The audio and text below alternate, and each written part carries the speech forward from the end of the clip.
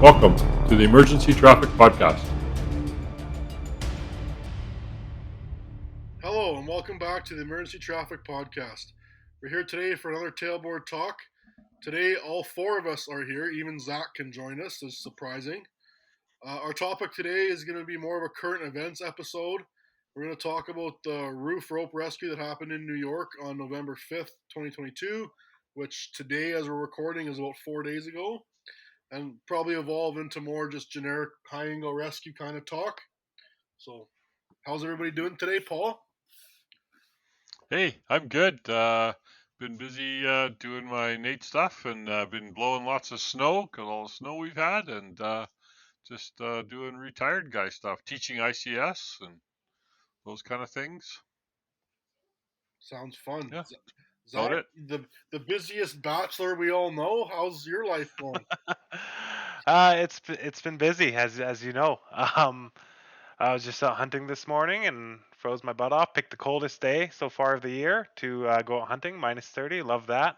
Nothing to show for it. Nothing to show for it, of course. No, we saw one deer, but it got away on us because Owen was running after it, so it's not going to stick around. Good way to sneak up on the deer, run after it. Yeah. Yeah, I know. But yeah, other than that, let's keep him busy. And Yep, me dreading the snow already, so I don't mind the cold. I said this earlier, but that snow is just nasty. But did get my winter tires on and my wife's, so it's all good. At least it's safe. So once you go black, you never go back on the winter tires, right? And it's just it's such a game changer. So no. Other than that, busy nights, busy days at work, not at home. I'm recovering at home on the couch. Right. Well, I've been good too, other than, as you all know, falling down my front steps yesterday, rolled my ankle pretty bad. That was awesome. Yeah, you also thanks for the share video. That on our Facebook page. You all saw the video. Thanks for the video. Yeah, we should put that on our Facebook doorbell page. cam. So, yeah, the doorbell cam. Someone might recognize the uniform or something then and know where he's from. So, well, I can blur that out. That's not a big deal. All right. Well, should we get to the call we're kind of starting to talk about here? We're on the tailboard. Here we go. On the tailboard talk. Yeah, a debrief of the call we all just wish we were at. So on, like I said, November 5th, the New York Fire got a call for a fire in a high-rise. I believe it was a 38-story building, residential high-rise with a fire on the 20th floor and reported people trapped. So their first alarm assignment was a lot. It was, I don't know, 6 or 7 engines, about 6 ladder trucks, a bunch of battalion chiefs, a rescue squad, a division chief, and some other miscellaneous equipment. New York sends more to a high-rise fire. They call it a 1077 with like I said, a working fire in a high-rise building, residential high-rise. So I'm not exactly sure, but I think one of the firehouses was like very close, a block or two away, which was so Battalion 8 arrived on scene, transmitted a second alarm because they had multiple people hanging out the windows. So they had to do what New York calls a roof rope rescue, which involved some ladder company firefighters, some rescue company firefighters, all going to the 21st floor, and I believe the first person out the window was one of the ladder company firefighters. And for those that haven't seen the video, this lady was hanging out the window with smoke from the fire apartment, with smoke pushing out in her face, and like her whole body was out the window. We all came to find out after the fact that her arm was actually impaled on something. I think I heard a child gate that a child barrier hanging from her arm that was impaled on something. So the first when you look at the other windows, it seemed like every single window, even the floor above, floor below, they had these bars, at least probably on the slider side. I think it's like a child protection. So right, yeah, because was that famous singer? His child fell out a window. He wrote a song about it. Can't remember which was, but yeah, just to keep Eric Eric, Clapton, right? Eric, Yeah, and his young toddler or something fell out a window. So yeah, so they were in the floor above. They went to the floor above, right, Doug, for the Yeah, rescue. they went to the 21st floor. Fire was on the 20th. I just pulled up your report from the incident commander, but so the first member out was from ladder 16. He realized the victim was hanging out the window, was caught on the child gate, and that he wouldn't be able to rescue the victim. So he lowered down to the 19th floor, and the rope system was reset. Another firefighter from it doesn't say here which company, but another firefighter went out the window down to the victim and kind of stabilized her weight. So another firefighter, this one from Rescue One, came down with a Halligan, and they were able to get the window gate freed, which allowed the whole weight of the victim to be on the firefighter, who I guess also was ladder 16. So two guys from ladder 16 went out. They then lowered them to the floor below, and then another firefighter from ladder 2 went out and was lowered down. The firefighter from Rescue 1 rescued a second victim, and they came down to the 19th floor window. And while this all happened, the engine companies got the fire under control, and the commander told them not to rescue the third victim with the rope. So they brought the third victim out through the fire apartment, and the fourth firefighter just went in the window, and that was the end of that evolution. Something else that I saw in the video was while they're setting up for the rope rope rescue, one of the firefighters from the window above lowered his whole SCBA down. He was hanging out Right. the window so they could breathe on it, and then they took it from him, and they actually dropped the whole thing from the 20th floor. So Oh, that could have been dangerous for people on the ground, but I didn't yeah, realize. and also if the cylinder would have ruptured when it hit the Yeah, ground, you could have had 2,000-3,000 pounds of air going boom. yeah. Or if it broke the stem off and you had a torpedo on your hands, or Yeah, yeah, exactly. it could have Yeah, been bad. I mean, I don't think I heard anything about that, so I guess they I got think lucky. they lowered the second one after the first one dropped. I think they lowered another one down there. Yeah, but yeah, give them air to breathe, right? Clean air. yeah. That was the whole evolution in a nutshell there. Which that brings a question just came to mind when you mentioned it, and I should take out some note paper really. But you mentioned the using the SCBA, and then the last victim they said don't lower them, bring them through the building. Now, of course, in North America, it's not very common to have escape hoods. No. But I believe in the UK, and I don't know about Europe, escape hoods are very commonly carried with firefighters for victims in buildings to get them out. And airplanes, some European airlines have them, I believe, as well. And it's sort of just a little plastic hood with a visor in it, and you put it over your head. And I don't know if it has air in it or just a filter. There's a Do you know any more, couple. Dirk? Yeah, there's a couple of versions. Like the ones we had 30 years ago. They had a CO filter. Unfortunately, they had an expiry date. So I guess if you don't use them on a regular basis, then it gets expensive. And I saw now they have kind of like the buddy breather, so you can send a crew up there, and then you just plug them into your BA and share the air. It's really just for people that have to be evacuated down the smoky stairwell to protect their airways. And yeah, they've been around forever. I know Central Europe, like the Dutch, Belgians, Germans, Austria, Switzerland, France using them. I'm not sure about Italy and such. And But I yet know in North England, America, absolutely none, right? no. Which is kind of odd. Like, Yeah, it's just another tool you could yeah. have. I mean, You think that the health of our citizens is so important to us that you want to protect their airways as much as possible instead of this mask on, mask off sharing, because then you're both exposed, right? So I don't know. It's just something probably because it's European, we just don't want it. I, I'm not sure, but it sure helps if you have a lot of people and you have to bring them down, I especially in think high rise, right? those last couple of high rises they had in the UK, they used them. Of course, non-sprinklered high-rise buildings, which is crazy, but I mean, they did use them to rescue people in the stairways, and a lot of them only have one stairway, which is a European thing. And that's what they probably have, and that's why we might not have it because in the perfect world, you got your fire attack stairwell where the smoke can go up and nobody's going to get hurt because everybody's going to use the escape stairwell. But as we all know, that usually doesn't happen.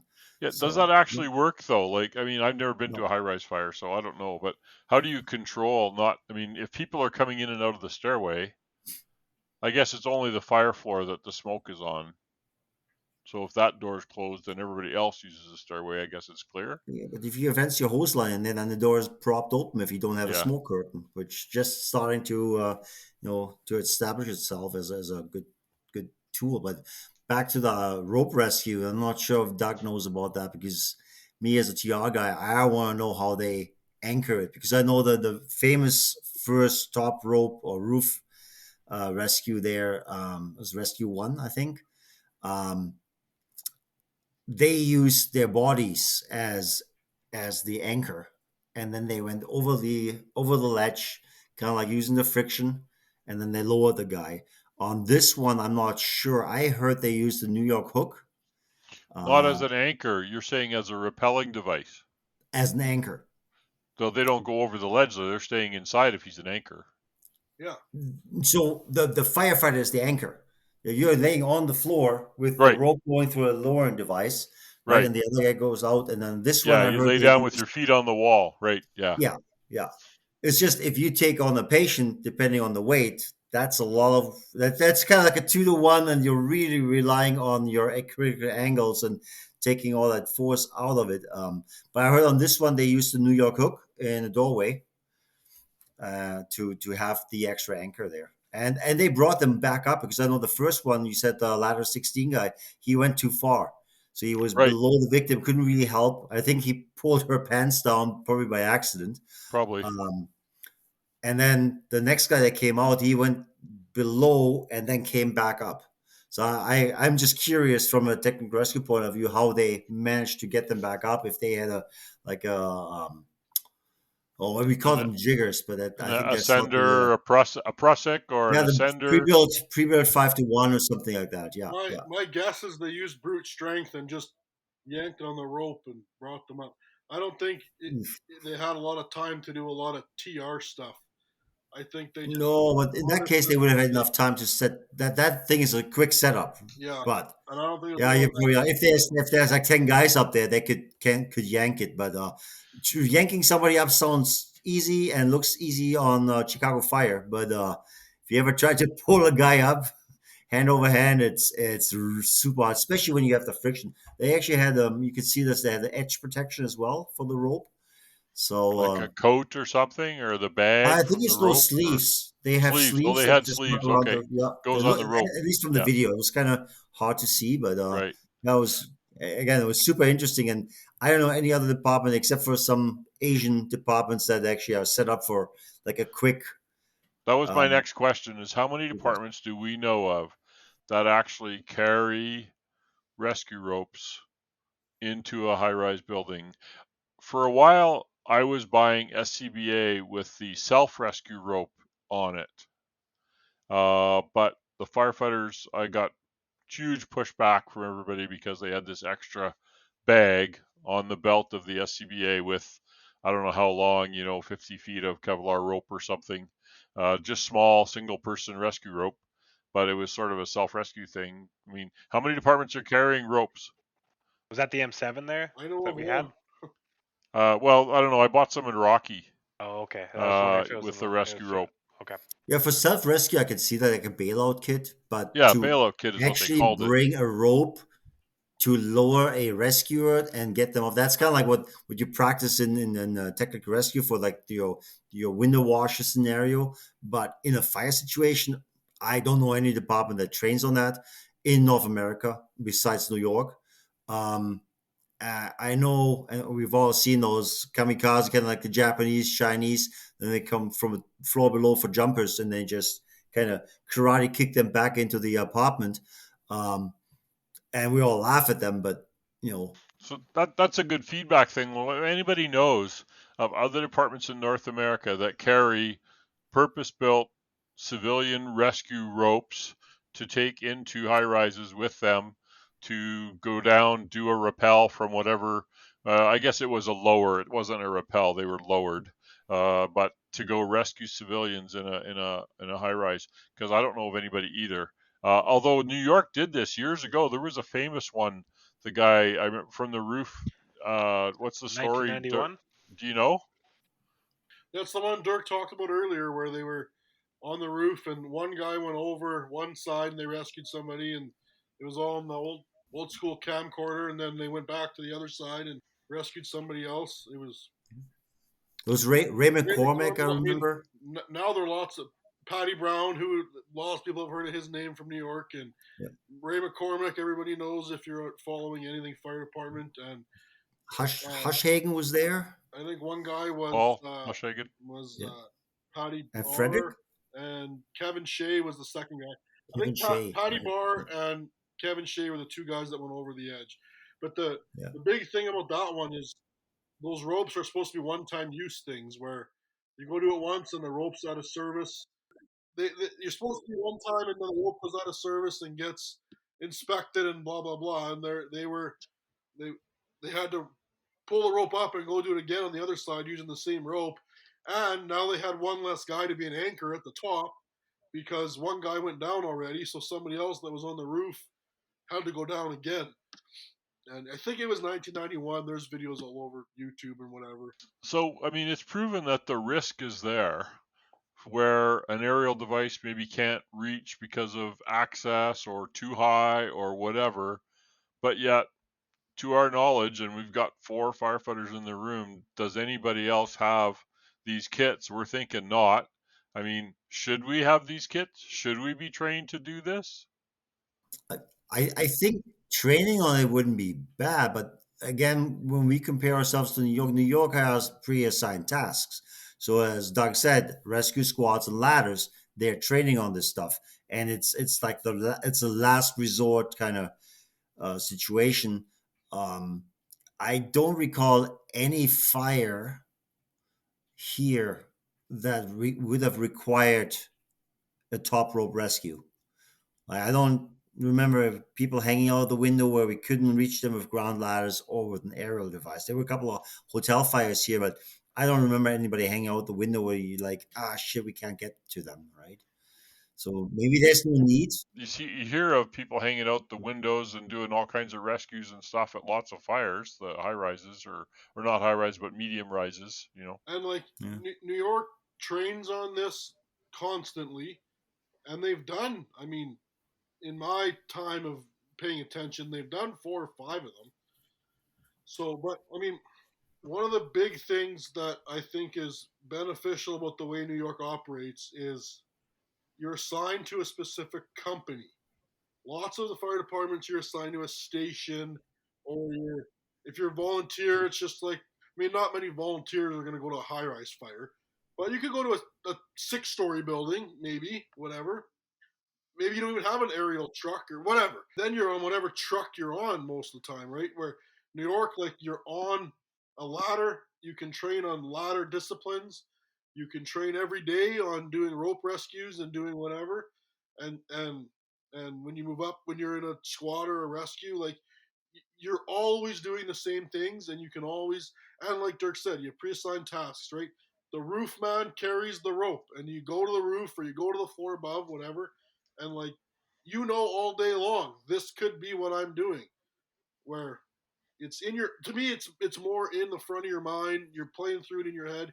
You're training on it at the fire hall. It's second nature. It's part of your equipment, right? So that's the difference. I don't know many departments besides you bring your high rise kit and there's drop bag in there, but we never think of like lowering somebody to rescue somebody. And as you said, Doug, it doesn't even have to be that height, right? If it's a 6-story building, I'm past the reach of my ground ladders and I cannot set up my aerial. It's interesting. When I first took my rope rescue course, the instructor was hard set against firefighters doing any kind of TR. He thinks this is such a unique discipline in itself that the fire discipline itself was enough to, that TR should really be its own thing. I was like, man, that's a pretty crazy. Yeah, trust me, I was like, that's a bit of an extreme view. But then it's interesting seeing things like the FDNY, and you guys are right in saying like a certain company trains on this. It's very hard to even fit all of firefighting and medical training into that. Now you're going to throw TR on top of it. I think it's pretty hard for most fire departments to do that without that pre-assigned But unit doing it's that. very restricted TR. We're talking a rope, an anchor point, a descent control device, and somehow to sit on the rope or harness or something like that. We're not talking high lines and over edge stuff and crazy. I mean, this is just a very specific You're skill not pulling that out you the could train to parachutes. anybody, right? You could. No, you're absolutely right. But at the end of the day, right? Like, how often are those happening? Like, how often is New York pulling lowering somebody on the ground, right? Could you say the same thing where you might need a situation like that, right? Like TR, like Dirk, you were a member of TR, right? How many calls do you guys actually get where it's more than just that? Well, the high angle rescue, like for Mm-hmm. window washes and stuff like that, it is a straight lower, Mm-hmm. but usually they are not in imminent danger, right? So you do have time for your two rope rescue, your breakable lane, all this stuff. Like this one it's single rope, and I think it's a Yeah, pretty thick rope. I'm pretty sure it's a Kevlar rope as well because you're gonna be above the fire. So um, for single person, I can see the single rope. But the safety Nazis is gonna go crazy when they see, oh, there's two two people people on on there. that rope, right? And now it's like, oh, it's a single rope, but again, even New York says it's the last resort. It's like this Right, is the last thing we would do because other if we don't do it, the people are gonna die. Is right. there high risk? Absolutely. You don't even have time to put a hasty sling or secure the patient to the rope. No, They no, really you're just holding on. grab that person, lower them down. So uh, I mean, again, they practice on this specifically, and if you practice and practice and practice, you get really good at it. And it's not nothing special for them because, as you said, Zach, like everybody else would have to train on so many disciplines. But if you have pre-assigned tasks, and that's the job of the roof guy, the roof person, roof man, um, Person, yeah. that they don't have to worry about medicals. They don't want medical calls, right? They don't have to worry about flowing water and humping hose because they don't touch hose. That's not their job. It's search and rescue. In that sense, that's your rescue right there. So I personally like it, but I can see a lot of people having problems with that. Well, yeah, and there's no safety, there's no belay, there's no hardware, very minimal hardware. So that makes it easy. The The thing that brought safety to comes from training. You right drill on it. training You and drill on it. You drill confidence. on it. Yeah, Yeah, and within the last 2 years, I remember like at least 3 or 4 of those top rope rescues in New York. right. Now, the thing that brought to mind right away, and I put on our Facebook chat right when this happened, was it also does kind of justify my little pet project, which is having higher than your average 100 or 130-foot aerials so you could potentially reach these people. So, if New York had a high articulating aerial device like Toronto just bought, maybe that could have done this rescue if it happened to be to this call. Should we be investing? The UK just bought a bunch of high reach aerials because of Grenfell Tower and other fires they've had. And Toronto bought one because obviously they see a risk, which I agree it's there.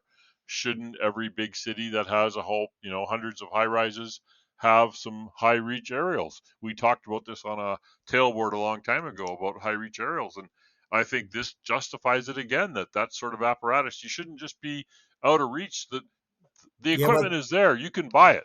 Paul, But go ahead, Zach. Go sorry, ahead. you look at. I don't know if I'm sure you've seen, but the FDNY, the way they stage trucks. Good luck trying to get one of those high reach aerials in that tight street. As I think Doug said in the chat, trying to get an aerial in that tight street, like that massive of an aerial, I think you're dreaming. They have a hard enough time. You see it all the time on Facebook. Those tower ladders crushing cars with their stabilizers because there's just no room. So what? Go There's no for it. room in them. Someone's going to die. Move the car. That's why fire trucks have big bumpers. I love that video from Montreal about 6 or 8 years ago where they couldn't get to the fire, so they just put the bumper up against the line of 3 cars and pushed them out of the way. Yeah, Like, the we're best going to part a was fire. these Too three, bad. three police cars. Okay. and a Yeah. beamer or something. But So okay, that's buy the as car. badass as using a single rope to actually save somebody, right? And then Paul, 42-meter device in Toronto wouldn't have made the 20th floor. So you're too short again, right? That's Murphy's law. I buy a 64-meter ladder that the London bought, and I need 66 meters, and now I'm screwed. But at least So, you're addressing the risk as much as you can How would you with the feel? technology that's but commonly coming from the available top, today. I don't care. If I come from the top, I don't care how high I am. I can be 200 meters up in the air. If I have to lower a floor, and it's always going to be 2 floors. That's at least that's what New York does. Right. It's never from top to bottom like technical rescue teams would do. They just go from a floor above to the floor below the fire. And It might be less expensive They to have done train. rescues from the roof, though, Dirk. It's not always just floor to floor. They have no, it's done not always floor No, to floor, but right. right, but it's not a lower all the way down. Yeah. To Well, I me, have I seen them think where that they are, though. there's a risk. The risk is that people are going to get trapped in high-rise buildings or on roofs or on window washing equipment or whatever that's beyond the reach of our regular aerial apparatus. Therefore, we should have the biggest, baddest aerial apparatus, at least one in most major metropolitan cities, the same as we should have rescue ropes so we can train our guys to do those roof rescues, and the same as we should have escape hoods so that we can walk the people out of the building when it's full of smoke. Why not? Well, the escape routes are a great idea. I think then you just don't have to. But in that case, they were in the fire compartment. Escape routes, they could have thrown them down. Hopefully, they know what to do with it so that you protect them in place. But that place was on fire. So in that specific case, I don't think that would have made a difference. Evacuating the other, because I think there was like 38 people injured. So, and I'm guessing smoke inhalation, right? Um, but the top rope stuff, that's for those calls. That's where you have a technical rescue team that is able to lower 60, 100 meters, right? Um, but the rope rescue, top rescue, I think it's good, but only if you have a pre-assigned task. I don't think you can put this on your small size department. Everybody does everything. Firefighter, that'd be, I'm Well, not I sure. I look at it like even in my department, right? Just trying to get ice rescue going is a chore, right? And trying to get guys even learning mechanical rope system like at 2 to 1 or even a 3 to 1. They barely touched it, right? And that's a whole night of training that you miss out on just trying to keep up with the current fire and then add medical in there as well. Well, yeah, I So mean, as if you're meeting once a week or twice a month, and you have special training sessions, once a month or whatever, it's really hard on a part-time on-call basis to get staff trained up. That's super. But if you're full-time, yeah, you have some more training time available if it's used. Now you get departments that say, well, we don't train at night because we have to sleep or we have to watch the movies or, Like, oops, I'm going to get some pushback on that one. But you know get some what? ice I again. just posted, there was that Facebook post this week is bored in the fire station. Hang on a minute. What, let me find you some stuff to do. So the other thing I wanted to mention was, no, shoot, I forgot about it now. Gil, while you're What thinking was it? about it, I'm going to reply to what you just said.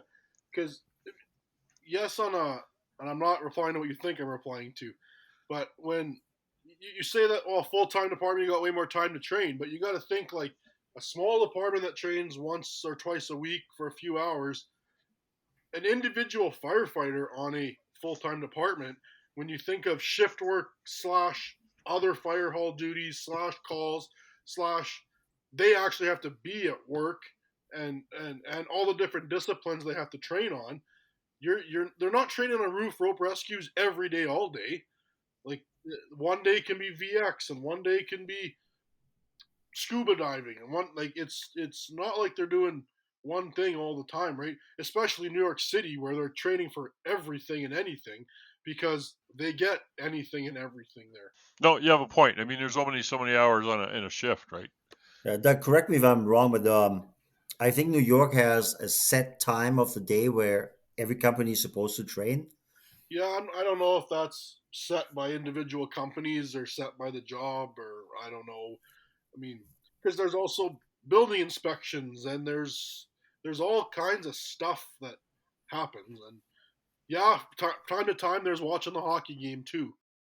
Inspections? Did you say they're doing inspections? Paul, we've already had this talk. But Not online, not live. different podcast. That's awesome that they're doing inspections, you know. The other thing is that this fire was potentially caused by the growing risk in today's society, rechargeable scooter or e-bike or something batteries. Didn't we So just have a that's talk about this a couple podcasts ago? And Dirk was saying putting him in the bathroom or something like that. Yeah, well, this I Just mean, this guy apparently was fixing those. I don't know what they call them, micro batteries or something like that, like the small like scooter bike kind of right, yeah. batteries. And he had multiple in that apartment, and then the Well, one that actually started the fire apparently was right next to the exit door, and that's why it burned into the hallway. There was a picture. I think I shared it with you guys. Maybe we can share it with the audience here too. Of the hallway, so it took them quite a while to fight their way down the hallway to make the room, and then within that, I think it's only 7 minutes or so till you can see a hose stream coming from the inside out right. in the I think the room to the right there, and so yeah, Well, the engine company is pretty fast, which makes Doug's point that there was a station or a house very close by. and it looked like most of the smoke was going in. So the hallway was the exit, was the chimney. So it was where the heat was, right? So that would be very hard to make the hallway. And yeah, apparently someone was just in New York or something, and they said like the e-scooters and skateboards and all this crap are just like they everywhere, and everybody's modifying them to hold more charge. So they try to soup them up so that they hold more charge, and then of course they're having all these fires. Well, and I, You know, actually, there was a New York presentation here on those small electric right? vehicles, and they said one of the main problems people are too cheap to buy because there's an option you can buy. Let's say the scooter, but the charger is separate, Yeah. and instead of if I buy a high quality scooter, I buy the aftermarket charger, and that seems to be very common in New York right the now. same That thing people with Right. just cell phones a few years ago. People had cell phones plugged in on their bed and they were catching on fire. And it was all the yeah, cheaper, not OEM chargers, right? People are doing the same thing with e-bikes and whatever. They're buying the Yep. people do it with their car all the time. You don't buy the manufacturer's stuff, you buy the cheaper stuff, and then something happens because it's not set up properly. Yeah, yeah. The retired chief of Mississauga, he's on Facebook and LinkedIn and stuff. Bill Stewart, and he's a member of the International Society of Fire Engineers as well. And he put a post today, I think, about you know the governments need to somehow get in and get a handle on the regulation of all this stuff because I mean what Vancouver, their leading cause of fire death is mobility chargers and mobility devices that catch fire because of non-certified chargers. So anyway, it kind of diverges the subject a little bit, but again, it was another one that unfortunately was caused by that in the hallway, right? So you can't get out. And I was just gonna say that's just becoming more and more of a thing. Like you see them even in a small town like Lacombe, these scooters are everywhere, um, and it's gonna just as people start to bring them inside and stuff like that, it's just gonna be something you're gonna have to look out for as a firefighter and be now aware. we Again. just talking about this with Doug here from a hazmat perspective. Like, Hmm. I don't think there's too many. I don't think we waste. Well, not waste, but we don't think enough about what could happen. And then I look at New York, like their hazmat team comes with barrels, and then they cut the batteries out, put them in there, and I don't. They didn't use water. They used some kind of a it looked like cat litter, something, some chemical that they put in there. It wasn't water, which Oh, makes sense because if it's still releasing heat, then that little bit of water in the barrel would heat up as well. So I'm not sure what they use there in New York, but they are definitely way ahead of most Canadian cities, I'd say, because I've never seen or heard anything about that. And again, that's something for our listeners. Maybe somebody's using a storage device, right? Or something where you can temporarily store these batteries. So right. Well, good chat anyway. Good discussion, and I really, it's a great rescue, and it's so good that they were able to do that. I think it's probably a risk we should be addressing in one way or another. But I mean, that's the problem with being a fire chief, right? Is how do I manage all the risks that I'm faced with and keep everybody trained and the equipped and motivated to be able to do that, right? Is you have to, as a chief, you have to enable your company officers to manage the training. Right. It doesn't Absolutely. have to be micromanaged from a fire chief. Right. The fire chief just has to say, you know what, this is worth the risk. You guys train on it. I Yep. was And gonna, then I if was, you feel like you really, really need it as a last resort, then go for it, right? I was gonna ask you earlier, Paul, seeing as you're the only person here that's ever worn a white hat.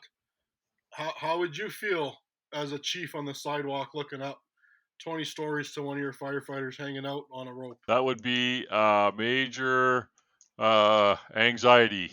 But I'd have to rest that. I mean, hopefully they have the training, they have the equipment, they know what they're doing.